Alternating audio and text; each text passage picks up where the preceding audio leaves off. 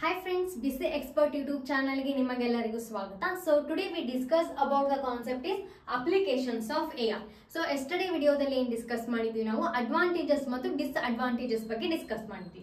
So ಇವತ್ತಿನ ವಿಡಿಯೋದಲ್ಲಿ ಏನು discuss ಮಾಡೋಣ applications of ಬಗ್ಗೆ discuss ಮಾಡೋಣ. ಹಾಗಾದ್ರೆ ಯಾವ applications ಅದಾವು? So ಇದು it is a most important question ಅಂತ ಹೇಳ್ಬೋದು. Question exam ದಲ್ಲಿ ಕೇಳುವಂತ ತುಂಬಾ chances ಇವೆ.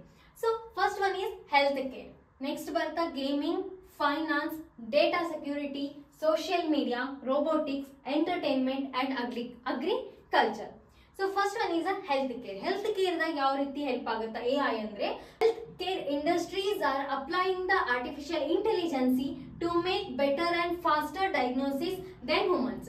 So humans ಯಾವ ರೀತಿ ವರ್ಕ್ ಮಾಡ್ತಾರೆ ಅದಕ್ಕಿಂತ ಫಾಸ್ಟ್ ಆಗಿ ಬೆಟರ್ ಆಗಿ ವರ್ಕ್ ಮಾಡ್ಲಿಕ್ಕೆ ಏನು ಯೂಸ್ ಮಾಡತ್ತಾರ ಹೆಲ್ತ್ ಕೇರ್ ಇಂಡಸ್ಟ್ರಿದಾಗ ಕೂಡ ಆರ್ಟಿಫಿಷಿಯಲ್ ಇಂಟೆಲಿಜೆನ್ಸ್ ನ ಯೂಸ್ ಮಾಡತ್ತಾರ.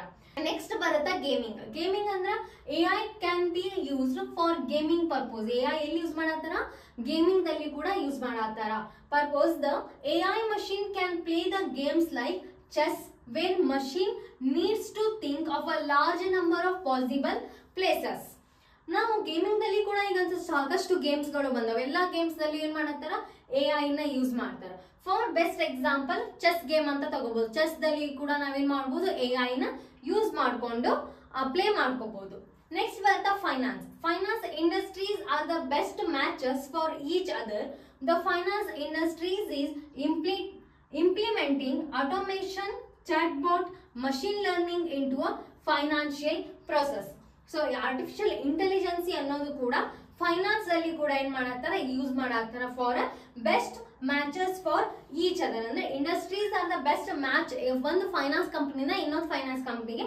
ಸೊ ಹೆಂಗ್ ಮ್ಯಾಚ್ ಮಾಡ್ಕೊಳ್ಳೋದು ನಮ್ದು ಏನು ಚಾಟ್ ಬೋಟ್ ಆಗಿರ್ಬೋದು, ಇಲ್ಲಿ ನೋಡಿರ್ಬೋದು ಆಟೋಮೇಷನ್ ಆಗಿರ್ಬೋದು, ಚಾಟ್ ಬೋಟ್ ಆಗಿರ್ಬೋದು, ಮಷಿನ್ ಲರ್ನಿಂಗ್ ಅಂತ ಕಾನ್ಸೆಪ್ಟ್ ಗಳನ್ನ ಎಲ್ಲಿ ಇಂಟ್ರೊಡ್ಯೂಸ್ ಮಾಡ್ಕೊಳೋ ಅವರು ಫೈನಾನ್ಸ್ ಅಲ್ಲಿ ಕೂಡ ಏನ್ ಮಾಡತ್ತಾರ ತಗೊಂಬರತ್ತಾರ. Next one ಬರ್ತಾ data security.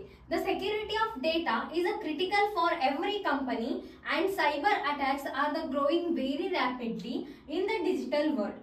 AI can be used to make your data more safe and secure. So data security ಎಲ್ಲರಿಗೂ ಏನಿರಬೇಕು ಡೇಟಾ ನಾವೇನ್ ಸ್ಟೋರ್ ಮಾಡಿರ್ತೀವಿ ಡೇಟಾ ಸೆಕ್ಯೂರ್ ಆಗಿರ್ಬೇಕು. ಸೊ ಹಂಗದ security of data is critical, ಎಲ್ಲರಿಗೂ ಕ್ರಿಟಿಕಲ್. ಫಾರ್ ಎಕ್ಸಾಂಪಲ್ ನಮ್ಮ ಕಡೆ ದೊಡ್ಡ ಕಂಪ್ನೀಸ್ ಗಳದಾವ ಅಂತಂದ್ರೆ ಆ ಕಂಪ್ನೀಸ್ ನಲ್ಲಿ ಏನ್ ಎಂಪ್ಲಾಯಿ ಡೇಟಾ ಇರುತ್ತೆ ಆ ಕಂಪ್ನಿ ಡೇಟಾ ಏನಿರುತ್ತೆ ಅವ್ರು ಏನ್ ಮಾಡ್ಕೋಬೇಕು ಸೆಕ್ಯೂರ್ ಮಾಡ್ಕೊಂಡು ಇಟ್ಕೋಬೇಕು. ಆ ಸೆಕ್ಯೂರ್ ಮಾಡಿ ಇಟ್ಕೋಬೇಕು ಅಂತಂದ್ರೆ ಅಲ್ಲಿ ಏನ್ ಯೂಸ್ ಮಾಡ್ತಾರ ಆರ್ಟಿಫಿಷಿಯಲ್ ಇಂಟೆಲಿಜೆನ್ಸ್ ಯೂಸ್ ಮಾಡ್ಕೊಳತ್ತಾರ. ಸೊ ಸೈಬರ್ ಅಟ್ಯಾಕ್ಸ್ ತುಂಬಾನೇ ಆಗತ್ತವ್. ನಮ್ ಡೇಟಾ ಏನ್ ಮಾಡ್ತಾರ ಜಾಸ್ತಿ ಹ್ಯಾಕ್ ಆಗುವಂತ ಚಾನ್ಸಸ್ ಇರುತ್ತ. ಸೊ ಹ್ಯಾಕ್ ಆಗ್ಬಾರ್ದಂದ್ರೆ ನಾವ್ ಯಾವ ರೀತಿ ಸೆಕ್ಯೂರ್ ಮಾಡ್ಕೋಬೇಕು ಅನ್ನೋದು ಕೂಡ ಬರುತ್ತೆ. AI can be used to make your data more safe and secure. So artificial intelligence ಏನ್ ಮಾಡುತ್ತೆ ನಮ್ ಡೇಟಾ ಮೋರ್ ಸೆಕ್ಯೂರ್ ಆಗಿ ಮತ್ತೆ ಸೇಫ್ ಆಗಿ ಇಡ್ಲಿಕ್ಕೆ ಹೆಲ್ಪ್ ಮಾಡುತ್ತೆ. ಸೊ ನೆಕ್ಸ್ಟ್ ಒನ್ ಬರುತ್ತೆ ಸೋಷಿಯಲ್ ಮೀಡಿಯಾ. ಸೋಷಿಯಲ್ ಮೀಡಿಯಾ ಅಂತ ನಿಮ್ಗೆಲ್ಲ ಗೊತ್ತೇ ಇದೆ. Social media sites such as Facebook, Twitter, Snapchat contain billions of user profiles which need to be stored and managed in a very efficient way. AI can analyze lots of data to identify the latest trends, hashtags and requirement of different users.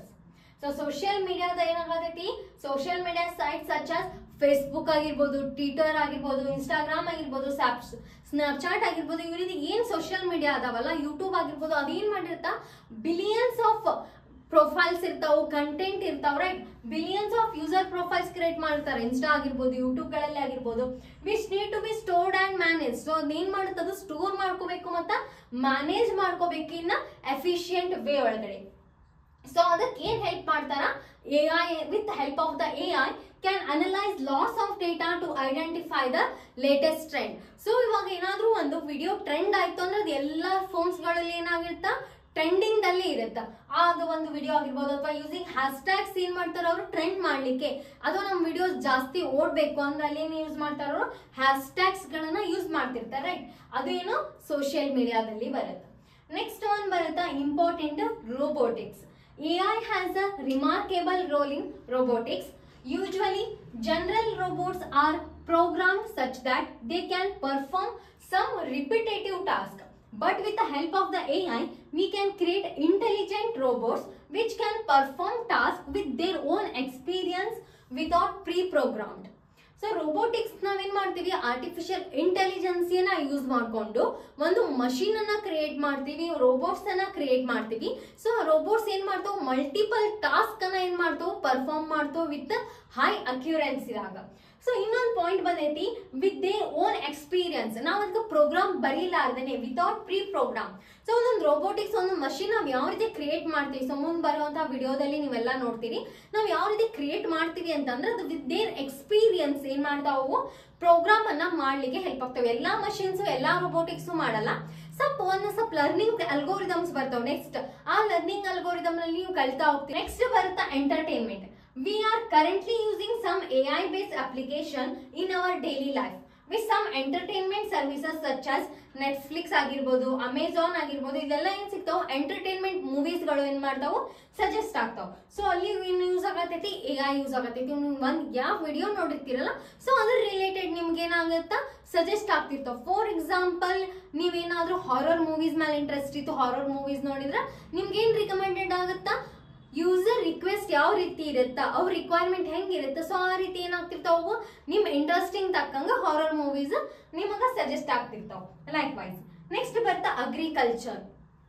In agriculture is an area which require various resources, labor, money and time for the best result. Nowadays agriculture is becoming a digital. So agriculture ನಾವೇನಾದ್ರೂ ಮಾಡಾತೀವಿ ಅಂತಂದ್ರೆ ಅಲ್ಲಿ lots of employees ಬೇಕು, labours ಬೇಕು, ಮನಿ ಹೋಗುತ್ತಾ, time ಜಾಸ್ತಿ spend ಆಗುತ್ತೆ, right. So ಅದೆಲ್ಲ ಎದಕ್ಕಂತಂದ್ರೆ ನಾವು ಒಂದು ರೋಬೋಟ್ಸ್ ಅನ್ನ ತಗೊಂಡ್ವಿ, ಆ ಮಷೀನ್ಸ್ ಅನ್ನ ತಗೊಂಡ್ವಿ ಅಂದ್ರೆ ಅಲ್ಲೇನಾಗುತ್ತಾ, ಲೇಬರ್ಸ್ ವರ್ಕು ಕಮ್ಮಿ ಆಗುತ್ತಾ, ಮನಿನೂ ಜಾಸ್ತಿ ಆಗಲ್ಲ, ಟೈಮ್ ಕೂಡ ಏನಾಗುತ್ತೆ, ಜಾಸ್ತಿ ಕನ್ಸ್ಯೂಮ್ ಆಗುತ್ತೆ, ನಮ್ಮ ವರ್ಕ್ ಕೂಡ ಜಾಸ್ತಿ ಮುಗಿಯುತ್ತೆ.